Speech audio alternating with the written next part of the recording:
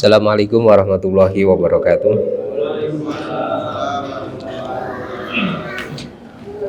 Bismillahirrahmanirrahim. Alhamdulillahirabbil alamin wassalatu wassalamu ala asrofil anbiya'i wal mursalin Sayyidina wa maulana Muhammadin sayyidil awwalina wal akhirin wa ala alihi al-akramin wa radhiyallahu ta'ala an ashabihi wa nitabiin amma ba'du. Al-mukarramun wal mutaramun, bapak-bapak, ibu-ibu, jamaah sholat subuh yang dirahmati Allah. Alhamdulillah pada pagi hari ini kita ditemukan oleh Allah Subhanahu wa taala di dalam satu majelis yang insyaallah majelis kita ini dimuliakan oleh Allah Subhanahu wa taala.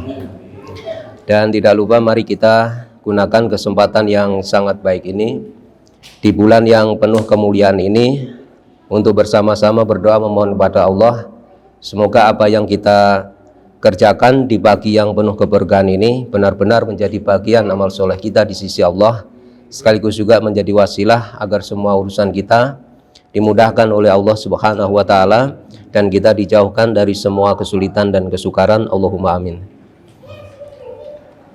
Bapak-bapak, ibu-ibu yang dirahmati Allah Subhanahu wa taala, apabila kita memperhatikan di dalam riwayat-riwayat yang sahih baginda Nabi Muhammad sallallahu alaihi wasallam, beliau pernah menjelaskan kepada kita semua tentang amal-amal sederhana, perbuatan-perbuatan ringan yang apabila perbuatan itu kita kerjakan, niscaya kita akan didoakan oleh malaikatnya Allah Subhanahu wa taala. Baginda Nabi sallallahu alaihi wasallam di dalam satu riwayat pernah menjelaskan kepada kita, apabila ada seseorang yang ia berada di shaf yang paling depan ketika melaksanakan sholat berjamaah, maka keberadaan dia di shaf yang paling depan itu menjadi sebab dia akan didoakan oleh malaikatnya Allah Subhanahu wa ta'ala. Kemudian juga di dalam riwayat yang sahih, baginda Nabi juga menjelaskan siapa saja orang yang berada di shaf sebelah kanan, maka dia akan didoakan oleh malaikatnya Allah Subhanahu wa ta'ala. Dan di dalam riwayat yang sahih juga dinyatakan apabila ada saudara-saudara kita yang tengah menderita sakit, kemudian kita membesuknya atau kita menjenguknya, maka dengan sebab itu Allah Subhanahu wa taala akan mengirimkan kepada orang yang menjenguk orang yang sakit itu 70.000 malaikat. Yang 70.000 malaikat itu akan mendoakan orang yang suka membesuk orang-orang yang tengah sakit. Jadi apabila dia membesuk di pagi hari, maka dia akan didoakan oleh 70.000 malaikat itu sampai petang hari. Kalau dia berangkat di petang hari, maka dia akan didoakan oleh malaikat hingga subuh hari. Kemudian di dalam riwayat yang sahih juga dinyatakan, barang siapa orang yang tidur dalam keadaan suci, tetap dalam keadaan menjaga wudhunya, maka dengan sebab itu dia akan didoakan oleh malaikatnya Allah Subhanahu wa ta'ala. Jadi kalau ada seseorang, para jamaah yang dirahmati Allah, hendak tidur kemudian dia berwudhu terlebih dahulu, maka pada saat dia tidur maka dia akan disertai oleh malaikat, yang malaikat itu akan mendoakan orang itu sampai dia bangun. Kemudian juga apabila ada shaf yang renggang, kemudian kita bergegas untuk mengisi shaf yang renggang itu, maka perbuatan itu menjadi sebab kita didoakan oleh malaikatnya Allah Subhanahu wa ta'ala. Kemudian juga apabila kita makan sahur seperti yang kita lakukan barusan tadi, maka itu juga menjadi sebab kita akan didoakan oleh malaikatnya Allah Subhanahu wa ta'ala. Termasuk juga apabila seseorang mendoakan saudara-saudaranya yang lain tanpa diketahui oleh seseorang itu, maka itu juga menjadi sebab dia akan didoakan oleh malaikatnya Allah Subhanahu wa ta'ala. Dan juga di dalam riwayat yang lain disebutkan, orang yang mengajarkan kebaikan kepada manusia. Jadi kebaikan ini tidak hanya dalam urusan agama, termasuk dalam urusan-urusan dunia. Maka dengan sebab dia mengajarkan kebaikan itu kepada manusia, maka dia akan didoakan oleh malaikatnya Allah Subhanahu wa ta'ala. Bahkan bukan hanya malaikatnya Allah, penduduk yang ada di muka bumi ini akan mendoakan orang-orang yang mengajarkan kebaikan kepada umat manusia. Di dalam hadis yang diriwayatkan oleh Imam Tirmidzi, baginda Nabi SAW, beliau pernah bersabda, Innallaha wa malaikatahu wa alas samawati wal ardi. Sesungguhnya Allah dan juga para malaikatnya dan penduduk yang ada di langit dan di muka bumi, hatta namlata fi hujriha, sampai semut yang ada di lubangnya, wa hatal khuta, sampai ikan yang ada di perairan, sungguh mereka itu yusalluna ala muallimin nasil khair.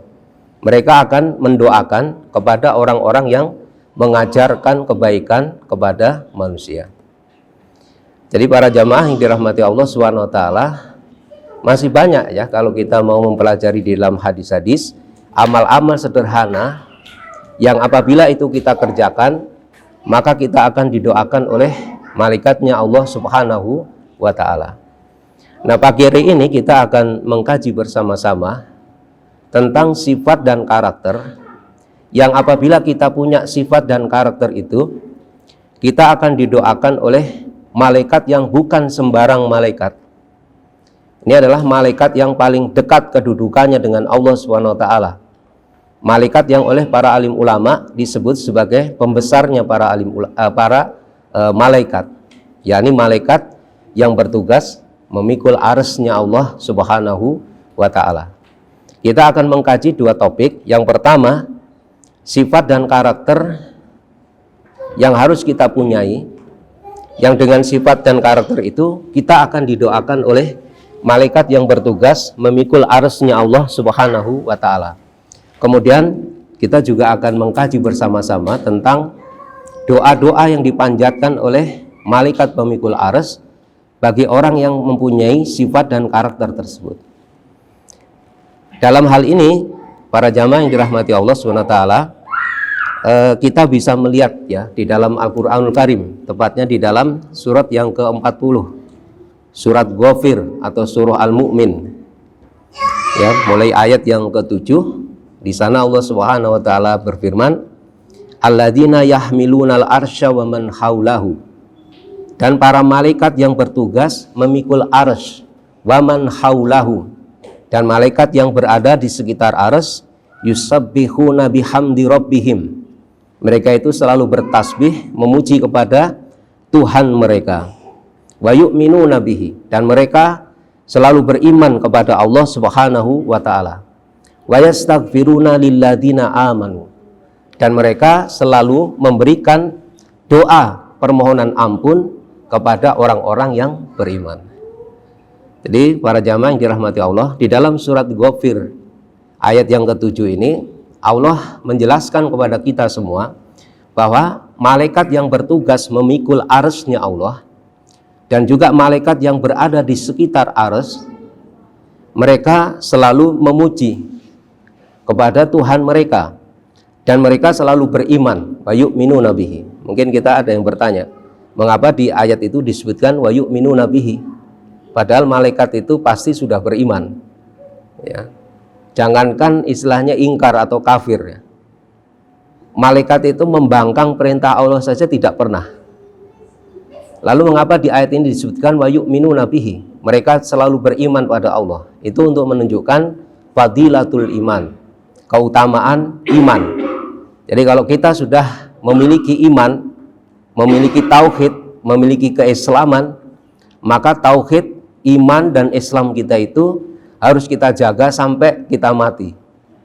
Iman, akidah itu adalah harga mati bagi orang-orang yang beriman. Wa yu'minuna bihi. Kemudian wa yastaghfiruna lilladzina amanu. Dan malaikat yang bertugas memikul arsy itu selalu berdoa memohon ampunan kepada Allah SWT kepada orang-orang yang beriman. Jadi karakter atau sifat pertama yang akan didoakan oleh malaikat pemikul arsy bagi siapa saja yang punya karakter dan sifat itu, yang pertama adalah orang-orang yang beriman. Jadi alhamdulillah para jamaah sekalian, kita termasuk bagian dari orang-orang yang beriman ya. Tapi mungkin barangkali perlu saya sampaikan ya, Apa istimewanya ya kalau orang itu beriman sampai didoakan oleh malaikat yang bukan sembarang malaikat? Sebetulnya gini. Sebetulnya kalau kita memahami secara lebih mendalam ya tentang batasan-batasan keimanan, maka kita nanti akan memahami mengapa orang yang didoakan pertama kali oleh malaikat yang bertugas memikul arsy itu adalah orang yang beriman. Jadi iman itu, para jamaah yang dirahmati Allah SWT, ada batasannya. Jadi ada definisinya, ada takrifnya. Nah, batasan iman itu seperti yang dijelaskan oleh Imam Az-Zujat. Imam Az-Zujat ini adalah seorang ulama ahli bahasa Arab. Jadi beliau pernah menjelaskan batasan tentang iman. Beliau mengatakan begini, iman itu batasannya adalah idharul khudu'i wal qabuli li syariati, menampakkan ketundukan dan penerimaan terhadap syariat. Ma'atabihin Nabi sallallahu alaihi wasallam, dan juga menampakkan ketundukan dan penerimaan terhadap semua yang dibawa oleh baginda Nabi Muhammad sallallahu alaihi wasallam. Kalau seseorang menyembunyikan imannya, mungkin barangkali tidak terlalu beresiko bagi orang itu. Tapi kalau orang itu sampai menampakkan ketundukan dan penerimaan, wabil khusus terhadap syariat Islam dan semua yang dibawa oleh Nabi Sallallahu Alaihi Wasallam, pasti dia akan mendapatkan resiko. Ya, seperti para sahabat yang mulia. Makanya iman itu para jamaah adalah menampakkan. Jadi tidak boleh menyembunyikan, harus ditampakkan. Apa yang harus kita nampakkan? Ketundukan dan penerimaan terhadap syariat. Jadi kalau panjenengan ditanya apakah panjenengan menerima syariat Islam, harus kita katakan dengan tegas dan harus kita tampakkan bahwa kita itu betul-betul orang yang menerima syariat Islam, dan semua yang dibawa oleh Nabi Muhammad SAW itu kita terima dan kita tunduk patuh terhadap semua yang dibawa oleh baginda Nabi Muhammad SAW. Wa'tiqaduhu wa tasdiquhu bil qalbi, kemudian dia meyakini dan membenarkan di dalam hati. Faman kana ala hadis sifah, maka barang siapa orang yang berada dalam sifat ini, artinya dia punya karakter tadi, tunduk dan menerima terhadap syariah dan semua yang dibawa oleh Nabi Muhammad SAW, kemudian dia meyakini dan membenarkan di dalam hati, maka fahuwa mu'minun muslimun ghairu murtabin wala sakin, maka dia adalah seorang mukmin dan muslim yang tidak perlu diragukan lagi. Jadi mukmin muslim yang tidak diragukan keimanannya itu adalah seorang mukmin yang menampakkan ketundukan dan penerimaan terhadap syariah dan semua yang dibawa oleh Nabi Muhammad Sallallahu Alaihi Wasallam. Jadi kita nggak sembunyi-sembunyi. Karena begini para jamaah yang dirahmati Allah, kalau seseorang itu tidak menampakkan penerimaan terhadap syariah, ya, berarti hakikatnya orang itu belum beriman pada hakikatnya. Dan kalau orang belum sampai mau menerima keputusan-keputusan Nabi SAW, maka pada hakikatnya orang itu juga tidak beriman. Makanya di dalam Al-Quran disebutkan, fala warabbika la yu'minuna hatta yuhaqqimuka fima syajara bainahum tsumma la yajidu fi anfusihim harajan mimma qadaita wa yusallimu taslima. Demi Tuhan kamu, pada hakikatnya mereka itu tidak beriman sampai mereka itu menjadikan kamu wahai Muhammad sebagai hakim untuk memutuskan perkara yang terjadi di tengah-tengah mereka. Kemudian mereka tidak mendapati di dalam hati mereka itu perasaan ragu atau perasaan sempit atas apa yang telah engkau putuskan, wa yusallimu taslima, dan mereka berserah diri dengan apa yang telah engkau putuskan. Jadi ini para jamaah yang dirahmati Allah ya. Hingga kalau orang itu benar-benar beriman, dia memenuhi batasan-batasan dari iman, maka memang dia itu pantas untuk didoakan oleh malaikat yang bukan sembarang malaikatnya Allah Subhanahu wa taala, yakni malaikat pemikul arsy. Mungkin sedikit saya ingin jelaskan pada panjenengan tentang arsy.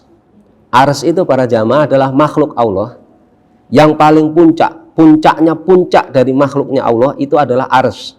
Di situ ada Sidratul Muntaha. Sidratul Muntaha adalah batas akhir dari perjalanan. Jadi arsy-nya Allah Subhanahu wa Ta'ala. Di Al-Quran disebutkan bahwa Allah itu bersemayam di arsy. Cuma kita nggak usah membahas gimana bersemayamnya Allah. Di arsy itu seperti apa? Kata Imam Malik itu adalah pertanyaan yang bid'ah, kata beliau. Jadi al-istiwa'u ma'lumun, kata beliau. Pada saat Imam Malik ditanya tentang istiwanya Allah, dia mengatakan al-istiwa'u ma'lumun. Istiwa itu diketahui, diyakini gitu. Wa su'alu anhu bid'atun. Sedangkan bertanya tentang bagaimana istiwanya Allah itu termasuk bid'ah. Kemudian malaikat yang bertugas memikul arsy-nya Allah dan malaikat yang berada di sekitar arsy. Ini saya ingin cerita malaikat yang berada di sekitar arsy. Dijelaskan oleh Imam Qurtubi, seorang ulama besar dari mazhab Maliki. Jadi beliau mengatakan begini, malaikat yang ada di sekitar arsy itu terdiri dari 3 lapis. Lapis pertama itu dihuni oleh 70.000 shaf, bukan 70.000 malaikat, 70.000 shaf malaikat. Ini kalau satu shaf ini Al-Mukarram itu misalnya dihuni 1 juta, 1 juta malaikat. Di shaf pertama saja itu dihuni berarti 70.000 kali 1 juta. Hitung aja sendiri. Banyak itu, bukan hanya banyak. Dan mereka bertasbih memuji pada Allah dengan suara yang pelan. Dijelaskan dalam tafsir Qurtubi. Kemudian lapis yang kedua itu dihuni oleh 70.000 shaf juga malaikat. Ini tapi dzikirnya suaranya agak kenceng. Kemudian lapis yang ketiga itu dihuni oleh 100.000 shaf malaikat. Yang ini dzikirnya masing-masing beda. Malaikat satu dengan yang lain, dzikir bertasbih memuji Allah itu dengan tasbih dan dzikir yang berbeda.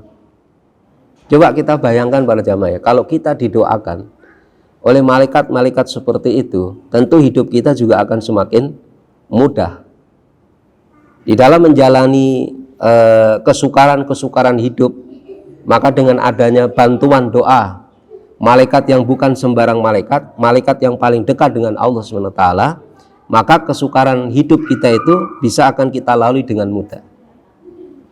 Oleh karena itu, yang pertama yang harus dilakukan adalah menjaga iman, menjaga tauhid yang ada di dalam hati kita. Kalau kita sudah dikasih tauhid, dikasih iman oleh Allah, itu harus dijaga sampai mati. Jangan sampai kita melakukan perbuatan-perbuatan yang terkategori riddah, keluar dari agama Islam. Karena kalau seseorang sampai melakukan riddah, maka imannya hilang. Di antara tanda bahwa orang itu keluar dari agama Islam, salah satunya adalah menolak ajaran Nabi Muhammad Shallallahu Alaihi Wasallam, menolak syariatnya baginda Nabi Muhammad Shallallahu Alaihi Wasallam. Kemudian kita lanjutkan. Kemudian malaikat berdoa, Rabbana wasi'ta kulla syai'in rahmatan wa ilma. Ya Tuhan kami, wasi'ta kulla syai'in rahmatan wa ilma. Yang rahmat dan ilmumu itu mencakup segala sesuatu. Faghfir lilladina tabu wattaba'u sabilak. Ya Allah, ya Tuhan kami, ampunilah orang-orang yang mau bertobat dan mau mengikuti jalanmu. Oleh karena itu karakter yang kedua adalah orang yang mau bertobat. Kalau salah segera bertobat, mohon ampun kepada Allah Subhanahu wa Ta'ala. Jangan pernah menunda-nunda untuk bertobat. Kalau seseorang salah, jangan ngeles gitu. Kalau sekarang banyak orang ngeles ya Pak ya, macam-macam gitu, Masya Allah. Ada transaksi 349 triliun itu kemana gitu, pada nggak jelas tuh. Ya kalau salah segera bertobat. Salah satu bentuk bahwa orang itu mau bertobat adalah mengakui kesalahannya. Bertobat itu bukan persoalan ringan sebetulnya, para jamaah yang dirahmati Allah. Sama seperti orang yang kalau ingin memenuhi batasan-batasan iman tadi. Tobat itu sesungguhnya adalah perkara yang sangat-sangat sulit. Bahkan godaan terbesar, ya, godaan terbesar yang ditebarkan oleh setan kepada manusia itu adalah itu, orang tidak mau bertobat. Karena itu senjata terakhirnya setan. Jadi kalau di banyak kitab-kitab itu dijelaskan begini, para jamaah yang dirahmati Allah. Setan itu punya tugas menggoda kita semua, anak Adam, sampai dosanya menumpuk, memenuhi langit dan muka bumi. Tapi setan masih khawatir.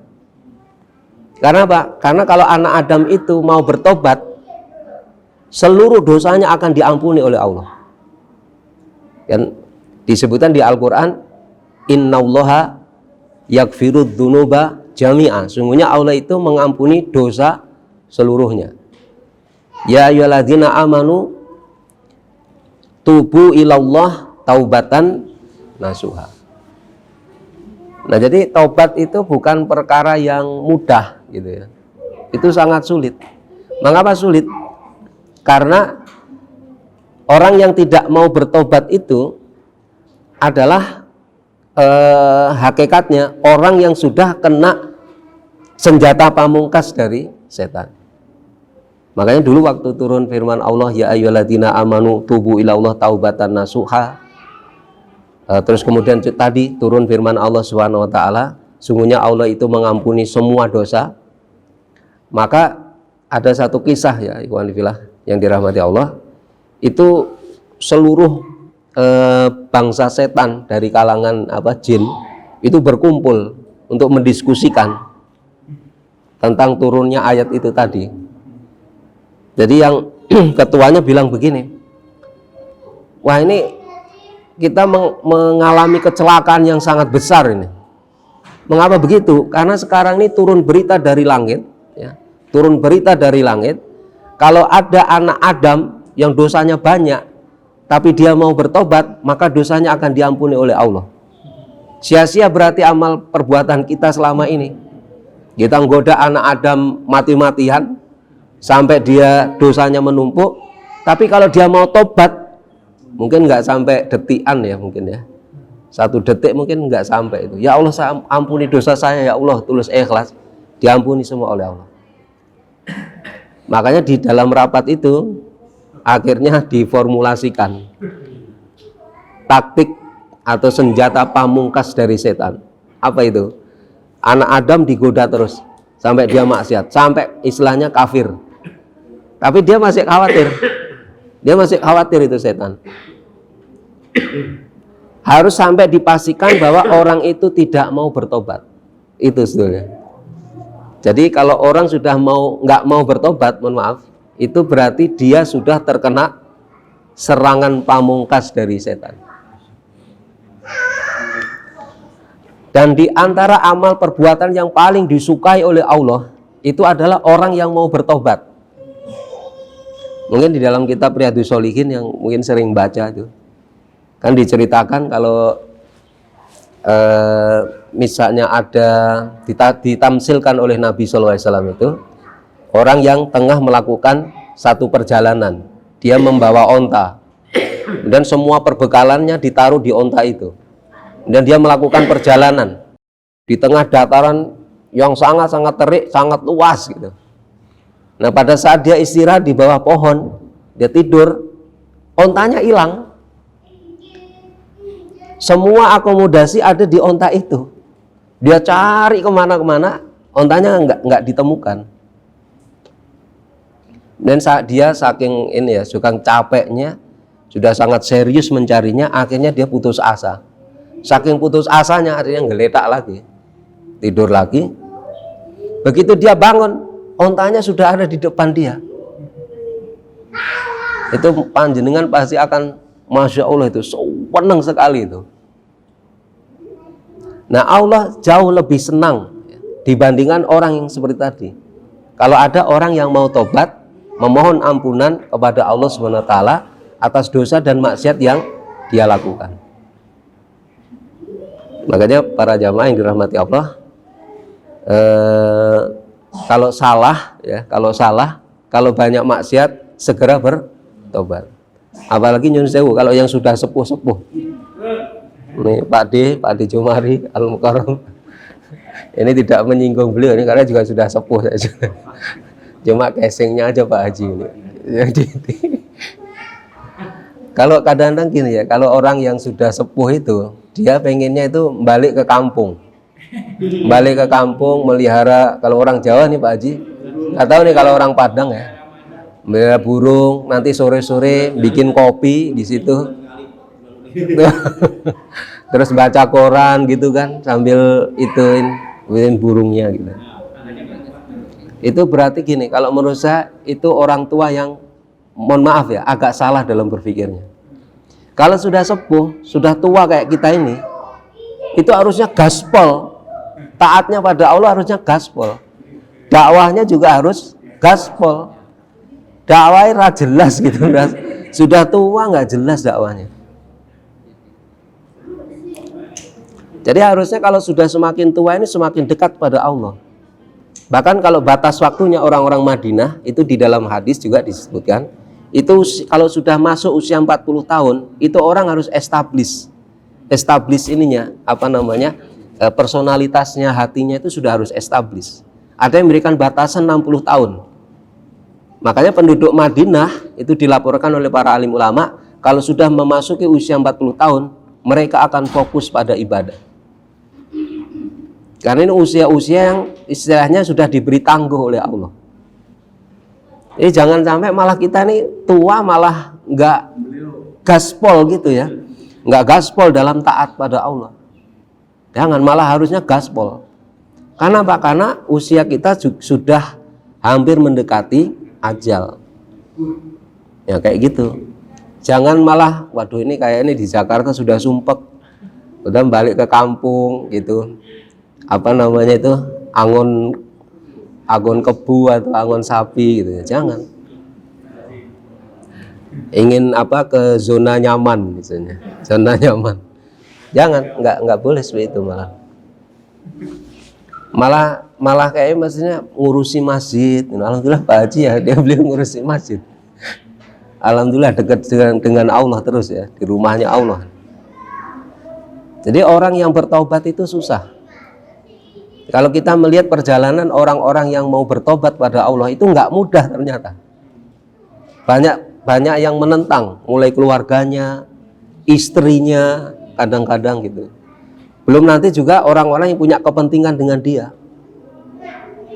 Makanya orang yang bertobat itu pantas untuk didoakan oleh malaikat yang bukan sembarang malaikatnya Allah. Malaikat yang bertugas memikul arsy. Kemudian yang ketiga adalah wattaba'u sabilaka, dan orang yang mau mengikuti jalanmu. Maksudnya orang yang istiqomah selalu berada di jalan Islam. Dia tidak belok-belok. Jalannya Rasul yang dia tempuh, dan dia pastikan hanya jalannya Rasul semata. Dia itu berjalan di atasnya. Dia tidak akan mengadopsi, tidak akan mengambil jalan-jalan selain jalan yang sudah digariskan Allah dan Rasulnya. Dan ini juga tidak mudah sebetulnya, apalagi di zaman sekarang. Mungkin kalau kita bicara tentang teguh di atas jalannya Allah itu, mungkin kalau bapak-bapak ini kalau pagi-pagi ya, dulu saya itu sering lewat, itu daerah Mampang Perapatan itu, dari warung buncit. Itu kalau jam 6 pagi, saya masih ingat itu, kalau jam 6 pagi, kreditnya setengah mati itu. Udah Masya Allah, kredit banget itu. Kadang-kadang nggak bisa jalan. Kalau kita terlambat berangkat, misalnya dari rumah itu, misalnya habis subuh itu, kadang-kadang langsung berangkat saya itu. Nanti kalau ada apa namanya acara di Jakarta itu lebih baik nunggu di sana. Karena kalau terlambat sebentar sampai sono udah, Masya Allah, udah telat banget itu.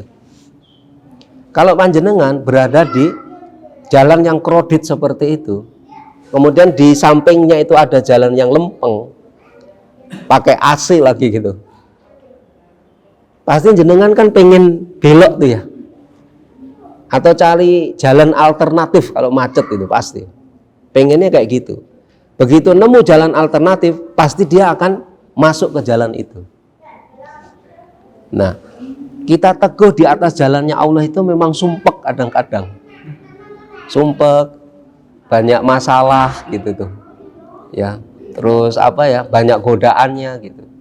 Cuma kalau panjenengan tidak tetap di situ, masalahnya jalan yang bisa mengantarkan kita menuju Allah, menuju ridhonya Allah, itu hanya jalannya Allah. Sehingga kalau panjenengan berpaling dari situ, pasti jenengan tidak akan sampai pada Allah. Makanya di dalam hadis-hadis, amal yang paling utama itu disebutkan dalam riwayat-riwayat adalah amal yang dilakukan dengan istiqomah, yang terus menerus itu dijaga terus itu. Bahkan para jamaah, kalau boleh saya ngasih saran pada panjenengan ya, kita ini harus punya amal-amal yang dawam, amal-amal istiqomah yang kita kerjakan. Misalnya gini, habis sholat baca Quran, contoh nih, habis sholat zikir gitu ya, ataupun yang lain gitu ya. Mestinya ada amal-amal yang dawam yang kita lakukan, termasuk misalnya kita sholat malam atau sholat duha. Karena itu ada keistimewaannya. Apa keistimewaannya? Kalau kita punya amal yang dawam, ya, amal yang dawam, dan kita sakit atau bepergian, maka kita tetap dihitung mengerjakan amal perbuatan dawam yang sering kita lakukan. Jadi misalnya kalau kita safar kan, misalnya nih, kalau yang biasa membaca Quran, nggak sempat baca Quran kalau safar, dia tetap dapat pahala membaca Al-Quran. Kalau dia sakit, tetap dia akan mendapatkan pahala membaca Al-Quran. Itu keistimewaan amal-amal yang dawam. Makanya Abdulul amal, kata Nabi, seutama-utama perbuatan itu adalah adwamuha wa ingkola, perbuatan yang dilakukan dengan istiqomah meskipun cuma sedikit. Itu. Kemudian istiqomah di atas jalannya Allah SWT itu punya fadilah, punya keutamaan. Di Al-Quran juga banyak ya ayat yang menyebutkan masalah itu. Misalnya yang mungkin panjenengan banyak yang hafal ya, innalladzina qalu rabbunallah tsumastaqamu tatanazzalu alaihimul malaikatu alla takhafu wa la tahzanu wa abasyiru bil jannati allati kuntum tu'adun nahnu awliya'ukum fil hayati dunya wa fil akhirah. Kemudian juga di dalam ayat yang lain ya, wa ala wistaqamu ala tariqah lasqainahum ma'an godakon. Seandainya mereka itu mau istiqomah di atas jalan, maksudnya adalah di atas agama Islam, sungguh kami akan memberi dia minum air yang segar. Air yang segar itu maksudnya malan kasiron, harta yang banyak. Jadi kalau orang itu istiqomah di atas jalan Allah, maka dia akan diberi harta yang banyak oleh Allah. Ini untuk membantah logika kebanyakan orang. Ini kalau saya istiqomah di atas Islam, nanti duit saya kurang gitu, atau saya miskin macam-macam. Oh, enggak, salah malah itu. Dalam surat Jin disebutkan seperti itu. Wa ala wistaqamu ala tariqah la asqainahu ma'an godakon. Makanya para jamaah yang dirahmati Allah, di antara perkara yang menyusahkan Nabi SAW sampai membuat rambut beliau itu beruban, itu adalah perintah untuk beristiqomah. Fastaqim kama umirta. Jadi wahai Muhammad, beristiqomahlah sebagaimana yang telah diperintah kepada kamu. Jadi ceritanya begini, Nabi itu pernah ditanya oleh para sahabat, wahai Nabi, rambut Anda kok cepat memutih, rambut Anda kok cepat beruban? Sibatani bil hud, rambutku memutih ini karena memikirkan surat Hud, fastaqim kama umirta. Makanya para jamaah, mengapa orang yang istiqomah itu dia akan mendapatkan banyak sekali keutamaan. Bahkan dinyatakan oleh qaul-qaul para ulama, istiqomah itu jauh lebih baik, lebih utama daripada 1000 karomah. Jadi ini ada 3 sifat yang kalau sifat ini kita miliki, maka kita akan didoakan oleh malaikat yang bukan sembarang malaikat, yakni malaikat pemikul ars. Yang pertama adalah iman, dan yang kedua adalah orang yang mau bertobat atas semua kesalahan, dan yang ketiga adalah orang yang istiqomah mengikuti jalannya Allah Subhanahu wa ta'ala dan Rasulnya. Dan doa-doa apa yang dipanjatkan oleh malaikat pemikul ars? Yang pertama, doa yang sangat-sangat penting, doa permohonan ampunan dari Allah. Kalau di malam-malam akhir di bulan suci Ramadan, 10 malam terakhir, wabil khusus yang ganjil gini, kan diajarkan oleh Nabi SAW, kita memperbanyak doa Allahumma innaka afuwun karim tuhibbul afa fa'fu anni. Memang kalau afun itu, jadi ada kan di dalam surah Al-Baqarah yang terakhir itu, wa'fu anna waghfir lana warhamna anta maulana fangsurna alal qaumil kafirin. Apa bedanya afun sama istighfar? Itu beda. Jadi kalau panjenengan itu minta afun, ya tadi seperti yang kalau kita baca di wirid pada malam-malam Lailatul Qadar, maksudnya malam-malam yang kemungkinan di situ ada Lailatul Qadar, yakni malam-malam ganjil di 10 terakhir, itu kan Allahumma innaka afuwun, ya Allahumma innaka afuwun karim tuhibbul afa fa'fu anni. Fa'fu anni. Bedanya gini, kalau fa'fu anna itu artinya adalah kita memohon kepada Allah agar kesalahan dan dosa kita itu selain diampuni, itu dihapus di catatan amal kita. Jadi nanti di catatan itu sudah nggak ada, udah di apa ya, di setip gitulah. Jadi sudah dihapus oleh Allah. Iya, udah nggak ada lagi tuh Pak D, nggak ada lagi. Tapi kalau waghfir lana, ampunilah dosa kami, itu masih menutup tidak menutup kemungkinan dosanya masih dicatat. Jadi masih ketulis dalam catatan apa kitab kita, itu masih ditulis. Kalau fa'fu anna itu, wa'fu anna, fa'fu anna itu artinya adalah dihapus semua. Makanya kita dianjurkan di dalam apa malam-malam ganjil itu membaca itu tadi, Allahumma innaka afuwun karim tuhibbul afa fa'fu anni. Karena itu memang luar biasa. Ini doa yang sangat-sangat penting. Bahkan kalau panjenengan memperhatikan doa-doa yang diajarkan Nabi, itu selalu menyertakan doa permohonan ampun. Doa agar kita diampuni atas kesalahan dan dosa-dosa kita. Kemudian yang kedua, apa doa yang dipanjatkan oleh malaikat pemikul arsy? Tadi disebutkan ya, saya penggal saja ya. Rabbana wasi'ta kulla syai'in rahmatan wa ilma faghfir lil ladzina tabu wattaba'u sabila waqihim adzabal jahim. Yang kedua, peliharalah mereka ya Allah dari adzabal jahim, siksa dari neraka jahim, neraka yang apinya menyala-nyala. Ini juga doa yang sangat-sangat penting bagi kita semua. Doa dihindarkan, dipelihara dari siksa neraka yang menyala-nyala. Memang doa itu yang bagus begitu. Doa itu kebalikannya gitu. Kalau panjenengan misalnya, ya Allah permudahkanlah urusan saya ya Allah, tapi jangan kayak gitu doang. Jangan engkau persulit ya Allah gitu. Karena nanti kalau antum dipermudah, mintanya dimudahkan saja, mungkin bisa jadi dipersulit gitu. Mudah tapi ada sulitnya. Tapi kalau jenengan memintanya dua komplit, ya Allah mudahkanlah, jangan engkau persulit, berarti kita berada dalam posisi yang benar-benar beruntung.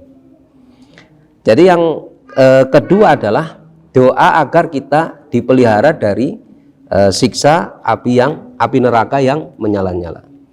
Kemudian di ayat yang ke-8 itu disebutkan Rabbana wa adkhilhum jannati adnin allati wa'adtahum wa man sholaha min abaihim wa azwajihim wa dzurriyyatihim. Ya Tuhan kami, masukkanlah mereka itu ke dalam surga Eden. Ya, surga Eden. Surga Aden ya. Kalau bilang orang Indonesia surga Eden. Yang telah engkau janjikan kepada mereka, wa man sholaha min abaihim, dan orang-orang yang soleh dari kalangan bapak-bapak mereka, dan juga istri-istri mereka dan anak keturunan mereka. Innaka antal azizul hakim. Sesungguhnya engkau ya Allah azizul hakim, zat yang maha perkasa lagi maha bijaksana. Itu doa yang keberapa nih? Ketiga ya. Dan doa yang keempat, ini doa juga yang sangat penting. Ini terdapat di ayat yang ke-9. Waqihimus sayiat. peliharalah mereka ya Allah dari as-sayiat. Sayiat itu artinya keburukan-keburukan. Ya. Wa matakis sayiat yauma idin faqad rahimtah. Barang siapa orang yang engkau pelihara dari keburukan-keburukan di hari itu, maksudnya di hari akhir, faqad rahimtah, berarti orang itu telah engkau kasihi atau engkau telah beri rahmat orang tersebut. Sayiat itu begini, ikhwan fillah yang dirahmati Allah. Jadi kalau panjenengan melakukan maksiat di dunia, itu nanti akan ditampakkan di hari akhir. Oh, jenengan malu bener itu. Kalau di dunia itu gampangnya gitu, antum salah, ada aibnya, kemudian ditampakkan. Itu namanya keburukan. Jelek-jeleknya antum itu ditunjukkan gitu maksudnya.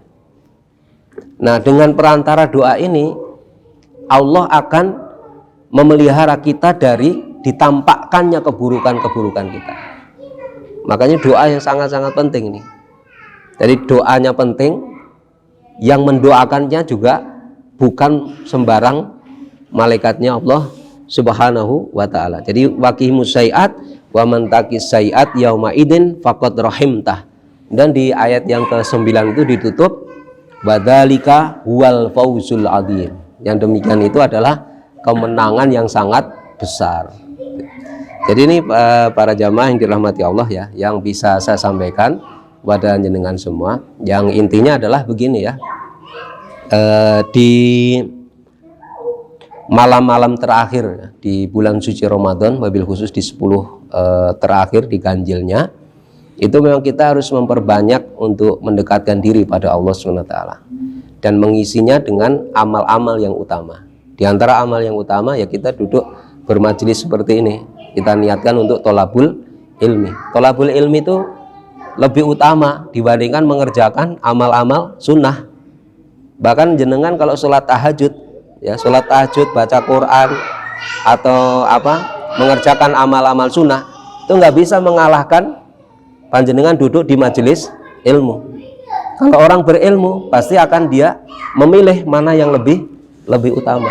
Tentu akan menghadiri majelis ilmu dengan niat untuk hadir bermajelis menuntut ilmu. Mungkin barangkali itu ya para jamaah yang dirahmati Allah. Saya paham panjenengan kayaknya sudah ngantuk. Iya, sudah wattnya sudah Pak Haji ya. 5 watt ini. Iya. Ya. Tapi mungkin barangkali ada yang mau menambahkan atau menyampaikan sesuatu, tapi satu aja kalau boleh. Kalau nggak ada kita akhiri langsung. Baik para jamaah yang dirahmati Allah SWT, kalau tidak ada kita cukupkan sampai di sini terlebih dahulu.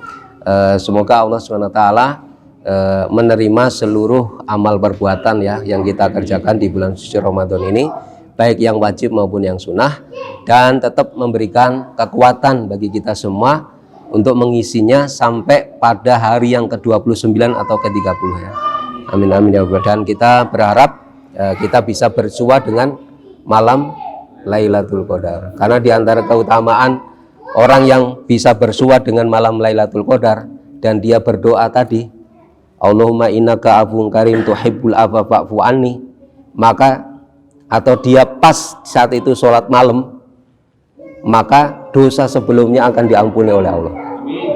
Masya Allah, Masya Allah. Makanya kita itu berburu bener-beneran gitu. Kalau saya sendiri itu sudah mulai tengah 15 itu udah ngejar-ngejar aja saya itu. Jadi memang jangan sia-siakan kesempatan yang sangat baik yang diberikan Allah kepada kita semua. Baik, kita akhiri dengan kita baca istighfar 3 kali. Astagfirullahaladzim, astagfirullahaladzim, astagfirullahaladzim. Kita akhiri dengan doa kafarah majelis. Subhanakallahumma wa bihamdika asyhadu an la ilaha illa anta astaghfiruka wa atubu ilaik. Assalamualaikum warahmatullahi wabarakatuh.